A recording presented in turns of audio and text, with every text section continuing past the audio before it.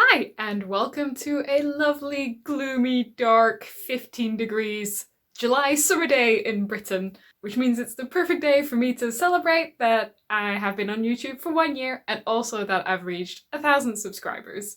First of all, I would like to thank absolutely everyone who over the last year has visited my channel, people who have watched my videos, people who have left comments, and of course the 1,000 people that have press the subscribe button. I'm very, very grateful.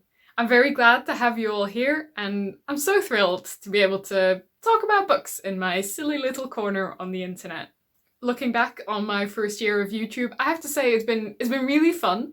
I've had a great time. I've had a great time meeting people on YouTube.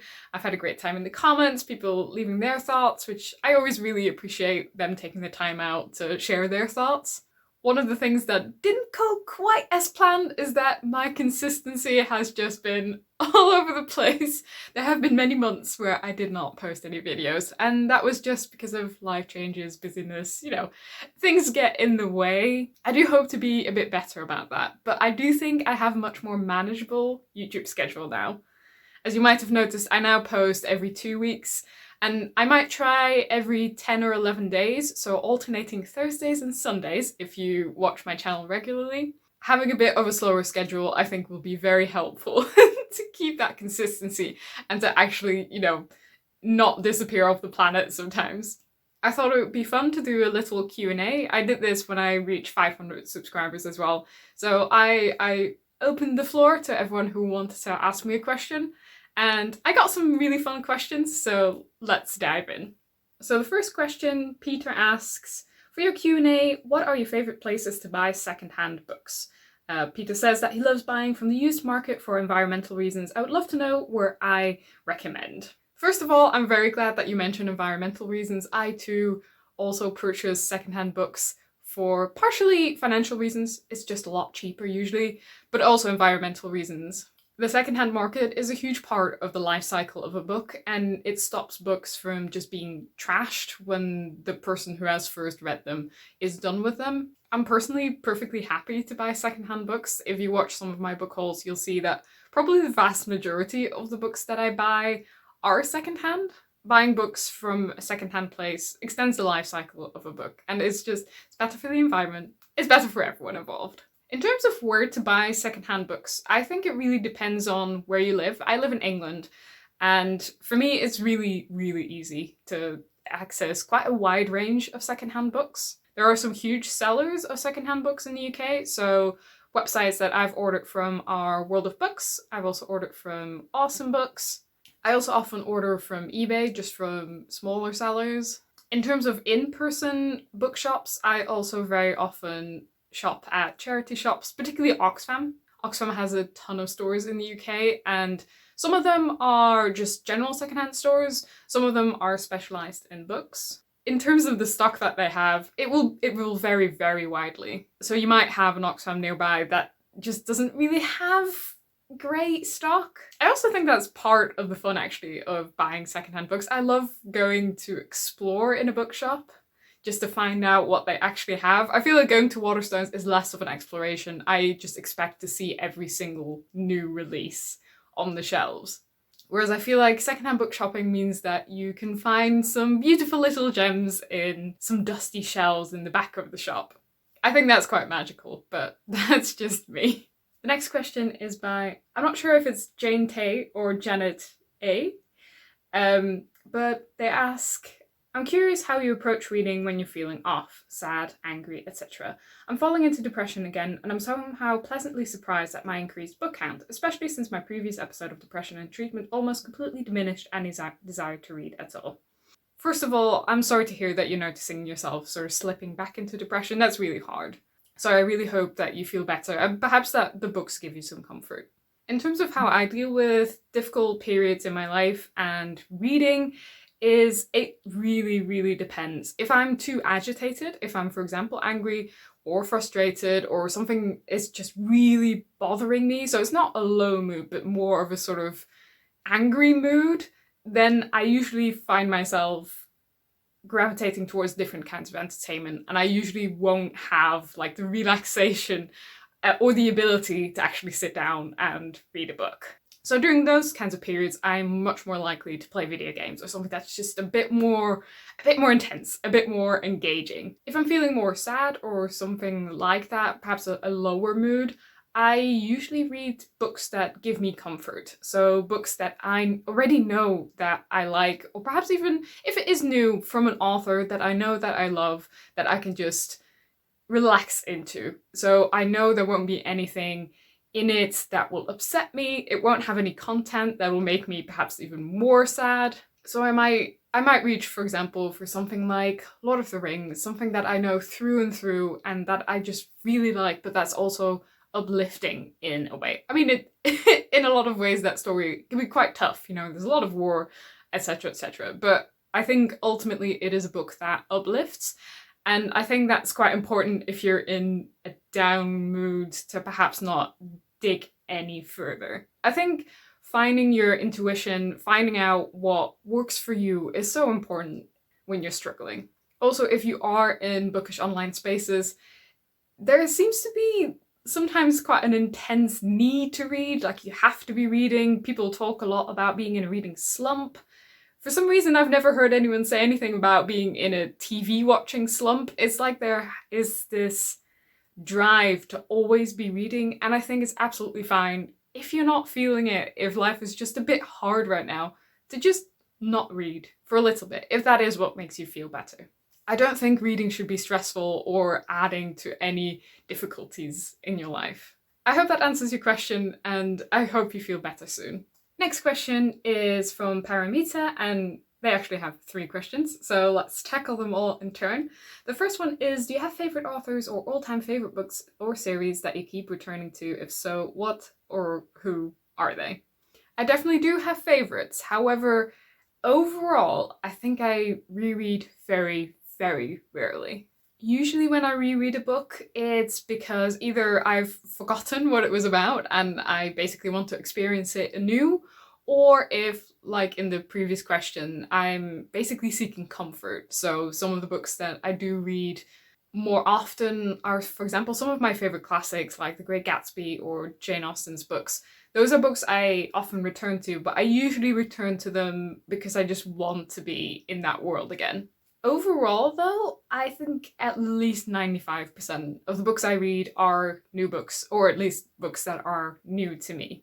I do also sometimes reread some of my childhood favourites, so for example, I reread Poison by Chris Wooding fairly recently, or I might, for example, read an Artemis Fowl or an Animorphs book, just something from my own childhood that brings back a lot of fond memories. The next question was 3 books you are most looking forward to reading next, and 3 books you really want to read but are intimidated by or keep postponing for whatever reason. In terms of what I'm reading next, I have no idea. I very much choose my next reads just based on vibes, just based on what I feel like in that moment. I will often, if I just finished the book, will just sort of stare at my bookcases and be like, gosh, what do I want to read now? I did, however, recently start 2 fantasy series, and I have ordered the second books in those series. So those books are The Oleander Sword by Tasha Suri, which I'm very much looking forward to, and the 3rd book in that trilogy will be released, I think, in November. And I've also ordered the next 2 books in the Ancillary Justice trilogy by Anne Leckie. I'm very much trying to actually finish the series that I start and not leave several years between books. Because when that happens, I completely forget what happened in the first book, and that's not very helpful, and I just often don't finish the series. So because I started those 2 series very, very recently, I am determined to actually finish them this time. Another book I would really like to finish, but that's slightly cheating because I did already start it, is The Moonstone by Wilkie Collins, which I have started a couple of days ago, and I'm hoping to actually read through it in one go. Again, I sometimes abandon books, so sometimes finishing things can be difficult. In terms of books I'm intimidated by, I think my answers are going to be really boring, because most books that I'm intimidated by, I'm usually not intimidated by complexity necessarily, but these are books that are just very, very long, and I know myself and I'm kind of scared I'll get lost halfway and then abandon it, etc, etc, etc. So 3 books that I'm intimidated by is, first of all, War and Peace by Tolstoy, of course, but also Bleak House by Charles Dickens, because I've got such a complex relationship to Dickens. Like, I love some of his books. I thought A Tale of Two Cities was great. I also quite enjoyed Great Expectations, but I don't really like Oliver Twist at all. I actually abandoned that book 3 times before I finally finished it. So not only is it a really long book, it's also Dickens, who, you know, sometimes I really like, but then sometimes I just don't really get on with, and I'm not entirely sure where Bleak House is going to fall on that spectrum. And then finally, I have this massive 800-page biography of Virginia Woolf by Hermione Lee, and although I adore Virginia Woolf and I love reading about her, this one is one that I haven't quite dared touch yet. Third question is, you go to a dinner with some authors, living or deceased, and get to pick the guest list. Who makes the list? Is there anyone who definitely doesn't make the list? Well, if we're having a dinner, then I don't want to invite too many people. I don't like a dinner where there's like 10 people and you can only speak to like 3 people that are sitting next to you, and all the other people are having a conversation and you have no idea what it's about. So my choices would be, I think I would invite Virginia Woolf, because I think she's awesome. I also think she would tear me to shreds because she has quite a reputation of being not mean necessarily, but being quite perhaps acidic. I don't know how to express it. But I think that would be quite fun. I would also invite Stephen King, I think. I would love to ask Stephen King some questions. He seems to have a really interesting and active subconscious, and I would love to do some digging into his psyche. Thirdly, I would also invite Oscar Wilde, because I think he would know how to party and I think we could have an excellent time. The next questions are by Joseph, and the first question is Desert Island books, the top 10 books that you simply couldn't live without. I think that might be a question that deserves its own video, so I think I'm going to leave that one for now, if that's okay. Then there is a bunch of questions, so I think I'm just going to answer them very briefly, so we're not here forever. The first one is, what are your earliest reading memories? My very first memory of reading is being read to by my parents. My parents read to me quite a lot, and I have very fond memories of all the various books that they read to me. I also have quite a lot of memories of going to the library as a young kid. I thought the library was just the best place, just amazing, and being able to bring back books to home was just kind of magical in a way. Next question is classics or contemporary fiction, if you really had to choose. I would say probably at the moment it's classics, but I do go back and forth on this. Sometimes I almost exclusively read contemporary fiction. I have a tendency to just get really obsessed with something, and then after a while I will probably move on. So I'm sure the pendulum will swing back to contemporary fiction at some point again. The next question is books/authors that you have always meant to read but have thus far felt too intimidated to start. I have already kind of answered that question. I would add to it that I am also generally intimidated by poetry, so there is a lot of poetry that I haven't read yet as well. Joseph writes that Proust and Joyce would be at the top of his list, and that is fair enough. Proust and Joyce are also on my list of intimidating books, but they're not authors that I think I'll tackle anytime soon. I think I might leave those for future Celine to tackle.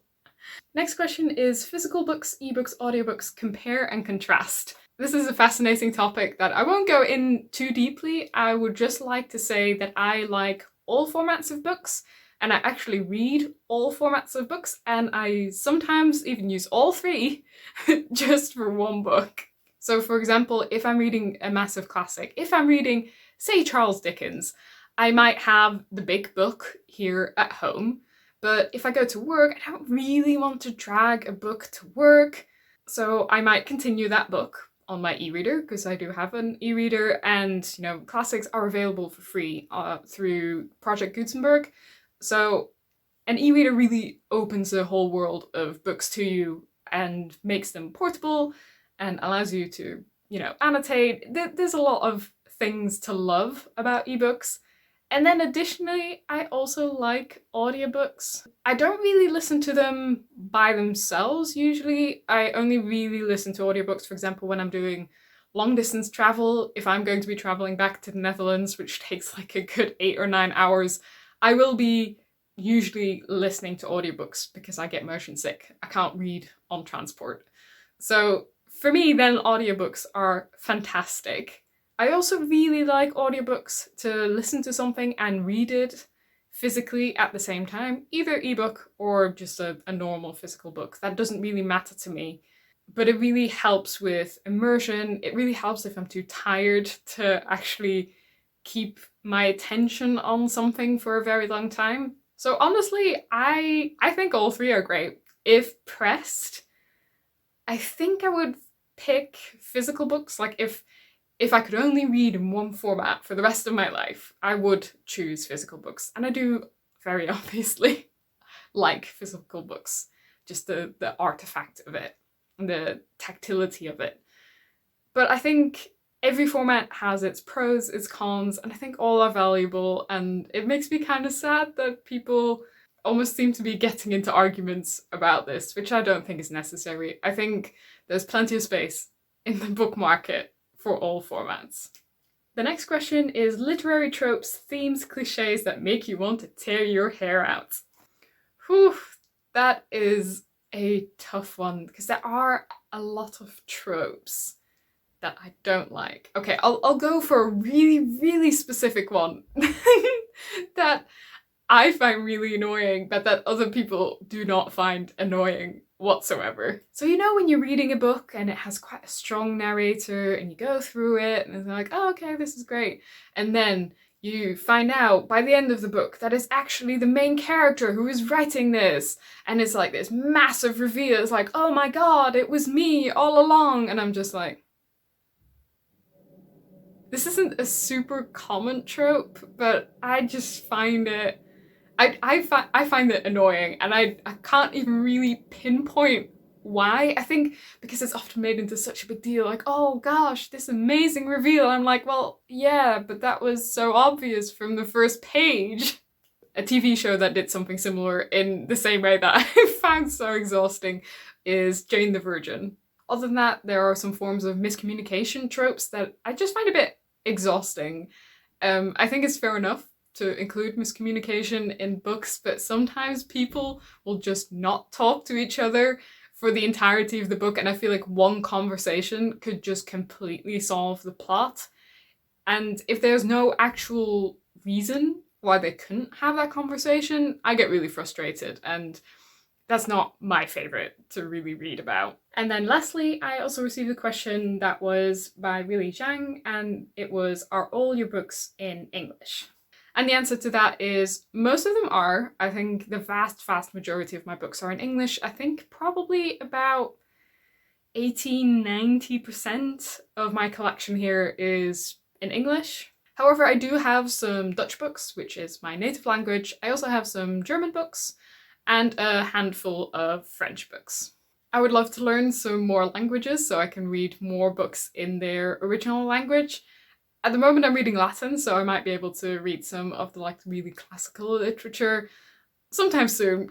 That'll probably still be a couple of years away, to be realistic. But still, it's something that I'm quite passionate about. I really like languages. I actually used to think that I was terrible at languages in high school, which turned out not to be true at all. The only thing I was terrible at was learning languages in the way that it was taught in high school. I'm actually perfectly adequate at learning languages. So those were all the questions I received. Thank you all very much for asking such fun questions that I could answer in this video. If you enjoy watching my videos and you would like some early access to my videos, I do post all of my videos several weeks in advance, often perhaps even more, on Patreon. So you can find the link for that below if that is something you're interested in. As always, thank you all very much for watching. I hope you're all doing well, and I hope to see you again soon in another video. Bye!